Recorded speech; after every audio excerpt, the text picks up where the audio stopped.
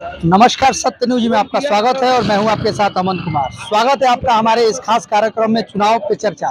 जी हां, हम बात कर रहे हैं लोकसभा 2024 की।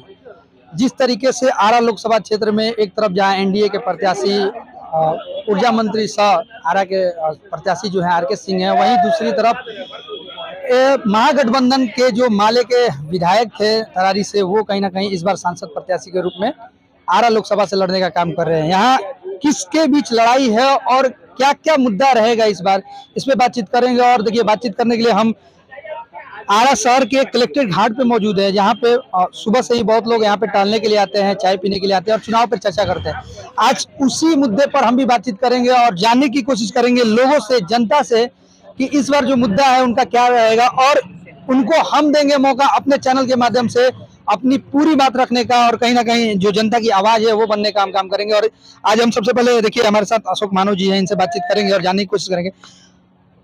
हमने अपने चैनल के माध्यम से बहुत सारे कार्यक्रम किए, आज चुनाव पे चर्चा करेंगे और क्या कुछ कहेंगे। एक तरफ आर के सिंह है और एक तरफ सुदामा प्रसाद है। देखिए, ये दोनों जो प्रत्याशी हैं वो उनको जनता ने दो दो बार चुना। ये दोनों अपने आप में अपने कार्यकाल में सफल रहे, तभी तो जनता ने दो टर्म उनको भी दिया, 2 टर्म इनको भी दिया। रही सवाल सुदामा जी का, तो सुदामा जी को तरारी विधानसभा की जनता ने 2 बार मौका दिया है और आर के सिंह को आरा की जनता ने 2 बार मौका दिया। तो निश्चित रूप से अपने अपने क्षेत्र में इन लोगों ने कुछ किया होगा, कुछ व्यवहारिक रूप से खरा उतरा होगा, तभी तो आर के सिंह को 2 बार लोगों ने चुना।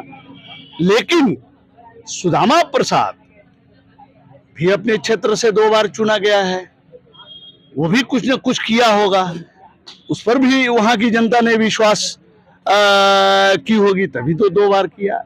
तो ऐसा मामला है कि दोनों व्यक्ति आज आरा संसदीय क्षेत्र के प्रत्याशी हैं और लड़ाई लड़ रहे हैं और लड़ाई हमारे समझ से बढ़िया जा रहा है। अभी कुछ कहा नहीं जा सकता है। 1 मई को यहाँ चुनाव है, सबसे अंतिम चरण में, और चुनाव हर मिनट, आप जान लीजिए, मेरा 42 वर्षों का अनुभव है, 1-2 वर्ष का नहीं, 42 वर्षों का अनुभव है। एक एक मिनट में चुनावी माहौल का करवट बदलता है। अभी तो 1 मई है। हमने अपने चैनल पे चुनाव की जो चर्चा है कार्यक्रम को शुरुआत की है और जनता को खुलकर बोलने का मौका दिया है। आरा लोकसभा क्षेत्र में कितना विकास हुआ है और अभी क्या क्या बाकी है? देखिए, क्या ये बार बार ये सवाल आप प्रेस के लोग पूछते हैं, सच मानिए तो हम इरिटेट हो गए हैं बताते बताते। ऐसा है कि देखिए, विकास हम लोग आम लोग नहीं होना है। देखिए, आप 42 साल का अनुभव है, आप वोटर भी है, उसको शेयर कर रहे हैं, हम शेयर कर दे रहे हैं। देखिए, हम आम लोग नहीं हैं। अभी आप आम जनता से पूछिएगा और हमसे पूछिएगा तो हमारा अलग अपना ये होगा। हमारा कार्यक्रम इसीलिए है कि आप खुल के बात को रख सके। तो विकास जो है ना, विकास पर वार्ता के अगर आपको करनी है तो सत्य न्यूज को हम धन्यवाद देते हुए, शुभकामना देते हुए हम सत्य न्यूज से कहेंगे कि इस विकास पर एक सेमिनार होनी चाहिए। बिल्कुल होगा आपकी बात। और उस सेमिनार में हम लोग बताएंगे कि विकास क्या कहा जाता है। आम जन विकास को जो समझता है उससे परे हम लोग समझते हैं। विकास की अवधारणा, विकास का बहुत बड़ा कैनवास, तो इस पर अगर हम चर्चा नहीं करें, क्योंकि अच्छा, गली एक सवाल है हमारा, गली नली बनाने से, रोड बनाने से क्या रोजगार, बेरोजगार को रोजगार मिल जाएगा, गरीबों को खाने के लिए मिल जाएगा या उनको काम मिल जाएगा? देखिए, गली नली और रोड और सड़क ये सब विकास नहीं है। इसको हम आपको कहें ना कि ये सब सेमिनारों में बात करने की चीज है। नली गली और रोड असोड ये जो है ना, ये रूटीन विकास में आता है साहब। ये आवश्यकता पड़ने पर ये विकास स्वतः हो जाता है। आप नहीं बनाओगे, सांसद नहीं बनाएगा, सरकार नहीं बनाएगी, लोग अपने श्रम से बना लेंगे। क्योंकि वो निकलेंगे तो उनका पांव नाली में जाएगा और वो जा रहे हैं पूजा कर रहे हैं, निश्चित रूप से अपना विकास कर लेंगे। आरा लोकसभा क्षेत्र के लिए कौन आपके लिए बेटर होगा? विकास का मतलब होता है खेती, विकास का मतलब है नहर में एकदम करंट रहे, विकास होता है। स्टेट बोरिंग का जो कंसेप्ट खत्म हो गया, वो गांव-गांव गले फिर से शुरू हो, ये विकास है। विकास आज जो किसान 1 बीघा में मान लीजिए 1 टन काटता है, वो 5 टन काटे, वो विकास है। किसानों की बात नहीं चाहिए। बिल्कुल, अरे साहब, किसान जिसके बलबूते आप माइक लेके घूम रहे हैं और हम आवाज दे रहे हैं, उसका पूरा का पूरा श्रेय किसानों का है। तो मित्र, विकास हम उसको कहते हैं, रोजगार से संबंधित को हम विकास करते हैं। यहाँ इंडस्ट्रीज होता, यहाँ कोई बड़ा रोजगार का सृजन होता, उसको हम विकास कहते हैं। अब आम आदमी से आप पूछिएगा तो विकास का कुछ लोग कहेंगे हास्यास्पद होता है, हम उस पर कमेंट भी नहीं करेंगे, सबका अपना अपना मत है। ये और भी लोगों से बातचीत करेंगे और देखिए जानने की कोशिश करेंगे आरा लोकसभा क्षेत्र में कितना काम हुआ है और कितना काम अभी बाकी है।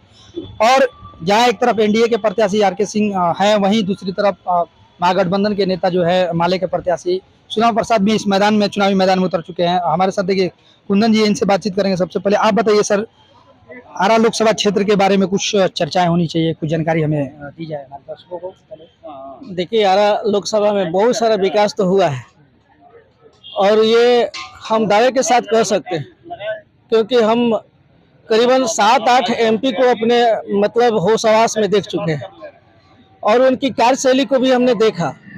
और ये उनकी कार्यशैली में ऐसा था कि हर चीज़ में जर्जर व्यवस्था मिलती थी। लेकिन आज जब से 10 साल इनका ये दूसरा चरण उनका होने जा रहा है आर.के. सिंह का, उस रीजन में हम लोग ने बहुत सारे चीज़ों को देखा और हम लोगों ने बहुत सारे चीज़ को समझा जो आरा में यहाँ नहीं था। उस चीज़ पे आज हम लोग दौड़ रहे हैं, घूम रहे हैं और जहाँ भी हमको जाने की सुविधा मिलती है, रोड यहाँ की जो स्थिति थी, जाने के बाद अगर यहाँ से पटना अगर ट्रैवलिंग कर रहे हैं तो हम लोग का पीठ में दर्द हो जाता था, आने के बाद लगता था कि पेट धर के सो जाए। लेकिन आज आर.के. सिंह के ये बदौलत यहाँ से जो 4 लाइन और ये हम लोग की सुविधा मिल रही है, सड़क की सुविधा मिल रही है, तो वो हम लोग को खुल के मिला है और यहाँ से हम लोग हर जगह अब इजी व्यवस्था में हम लोग जा रहे हैं, आ रहे हैं। ऐसा नहीं लगता है? रोड तो ठीक है, वो राज्य मार्ग है, बनेगा, नेशनल हाईवे बनेगा, लेकिन सबसे बड़ा सवाल ये कि रोजगार के लिए आखिर क्या कुछ? पहले देखिए, आप कहते हैं कि रोड का मामला है, रोड तो इसके पहले भी तो मामला थे, उसमें भी फंड तो आते थे। रोजगार का मुद्दा इस बार सबसे बड़ा रह रहा है कि रोजगार के लिए क्या कुछ? देखिए, रोजगार में भी अभी उसका भी बहुत सारा अर्थ है। रोजगार हमको किसको देना है, कौन से इसको रोजगार के लेने के? अभी देखिए, हम 90 के दशक से उठाएंगे तो बहुत सारी डिग्रियां बटाई है, बहुत सारे के राज्य में चोरी इतनी हुई है कि अगर वो लड़का मेरिट से नहीं पास हुआ, अब वो कहेगा कि हम सर्टिफिकेट लेके हमको रोजगार चाहिए, तो हमको कहाँ से उसको रोजगार कोई देगा? एक लड़का अच्छा से अगर कंप्यूटर कर लेता है, उसको 10,000 की नौकरी रखी हुई है। एक लड़का अगर अच्छा से कोई अभी आप सर कहाँ रोड पे मारते फिर रहे हैं? कहाँ आप देख रहे हैं? वो मारते हमेशा फिरेंगे, उनको आप नहीं दे सकते हैं। रोजगार के बहुत सारी चीजें हैं, लेकिन उसको नहीं दे सकते ना, क्योंकि वो ईमानदारी से पढ़ा नहीं, ईमानदारी से उसको किया नहीं। अरे एमए किए हुए, बीए किए हुए लोग वही तो हम बोल रहे हैं कि यूनिवर्सिटी में चोर की चोरी करके और पढ़ के निकलेगा तो उसको आप पढ़ा के कलेक्टर बना दीजिए। किसानों का लड़का भी बहुत बड़े बड़े पोस्ट पर पढ़ा रहे हैं, रिक्शा चलाने वाले भी सूर्य शिक्षा को दे रहे हैं। किसान हम भी किसान के बेटा है, हम लोग भी किसान के बेटे से आज होके शहर में आके कुछ को पढ़ा के अपनी जीविकोपार्जन कर रहे हैं। तो अगर उसको अगर क्षमता है कि हम किसान के बेटे हैं, हमको स्ट्रगल करना है इस चीज के लिए, अपने दिन दशा को ठीक करने के लिए, तो वो मेहनत करे, उसके लिए वो आगे बढ़े। लेकिन करेगा नहीं, हमको डिग्री लेके कहेगा एमए के लेके हमको आपकी नजर में मतलब बेरोजगारी है ही नहीं? कोई अच्छा बेरोजगारी अगर होता, आप ये समझिए, तो कोई ऐसा कभी हुआ है कि रोड पे एक दशक आके पूरा कहा कि हम भूखे मर रहे हैं? कोई इस तरह का आंदोलन आपने देखा अभी तक? अभी करीब लगातार हम इंटरव्यू कर रहे हैं और चैनल के अभी माध्यम से आप हमें देखिए, जो हुआ हर लगातार एक मिनट आप समझिए, एक अभी करीबन करोड़ों आदमी के हाथ में एक 30,000 से और 20,000 से कम की मोबाइल नहीं देखने को मिल रही। आखिर ये कहाँ से आ रही है? जब उसकी कैपेसिटी नहीं है तो मोबाइल लेके कहाँ से वो खरीद के दिखा रहा है कि इतना का है? अगर रोजगार होती तो मोबाइल नहीं लेता, फटे हाथ नहीं चलता, उसके लिए मेहनत करता। आरा लोकसभा क्षेत्र की बात की जा रहा है, लोकसभा क्षेत्र में कितना विकास हुआ है और क्या क्या? आरा लोकसभा में बहुत सारा विकास हुआ है, हमने देखा है विकास का। देखिए आप देखिए, सबसे बड़ा बात है कि मेडिकल के लिए मेडिकल अब हमारी सुविधा हो गई है, इंजीनियरिंग सुविधा हो गई है, यहाँ पे अब बच्चे यहाँ पे अब एस्टेब्लिश हो रहे हैं। सर आपकी बात सही है, लेकिन गांव में अभी तक लग नहीं रहा है कि योजना नहीं पहुंचा है। अब ये देखिए, गांव का योजना आप उस पर मत जाइए ना। आप जनता है, आरा लोकसभा क्षेत्र की आप भी जनता है। अब मान ली एमपी साहब को गाँव देखना है, शहर का ये जो विधायक क्षेत्र में आता है उसको भी वो भी देखना है, नगर पालिका देखना तो पड़ेगा। वोट मांगने के लिए सभी जो जनता है वोट देती है। सबकी कार्यशैली अलग अलग ना बच्ची ये है। आप जाइए ना नगर पालिका को तंग कीजिए, इतना करोड़ों का फंड काहे नहीं तुमने खर्चा किया, कहा ये सौंदर्यीकरण इसका नहीं हो पा रहा है। आप उसको नहीं जाके सब आर.के. सिंह को कहा जाता है, आर.के. सिंह को नहीं बोल रहे हैं सर। शुभ के ब्याह में कोई से कहा गया कि शुभ के ब्याह में खुरपी के गीत गावे वाला है। साहब हमेशा आर.के. सिंह जो कहे तो आर.के. सिंह होगे, तो ऐसा नहीं होता है।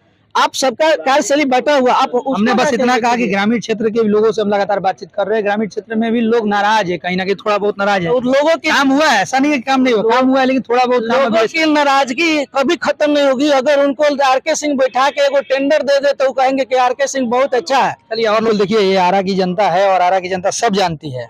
हम लगातार आपको ग्रामीण क्षेत्र से लेकर शहरी क्षेत्रों तक लगातार हम आपको जनता के बीच ले जा रहे हैं और उनको खुलकर बोलने का मौका दे रहे हैं, ताकि वो अपने नेता का जो चुनाव है, अपने नेता का जो काम है, उसको जनता के बीच रखने का काम करे, दर्शकों के बीच रखने का काम करे। और हम भी चाहते हैं कि दर्शकों को ये मालूम हो कि विकास का कितना काम आरा लोकसभा क्षेत्र में हुआ है और आगे किस तरीके से जो काम है वो होंगे।